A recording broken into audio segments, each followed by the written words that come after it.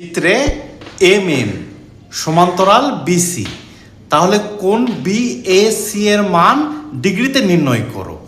M N সমান্তরাল BC হওয়ার কারণে কোন বির মান আর কোন এম এর মান এটা হবে অনুরূপ কোণ। তাহলে কোন বির মান দেওয়া আছে 65 ডিগ্রি, তাহলে কোন এম এর মানও হবে 65 ডিগ্রি।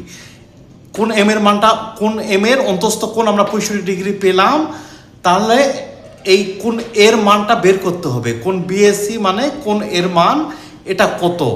কোন এন এর বহিস্থ কোণ দেওয়া আছে 145 ডিগ্রি, যেহেতু পুরা এক সরল কোণ বা 180 ডিগ্রি এখানে হচ্ছে, তাহলে কোন এন এর অন্তস্থ কোণ হবে 180 ডিগ্রি মাইনাস 145 ডিগ্রি, তাহলে 35 ডিগ্রি।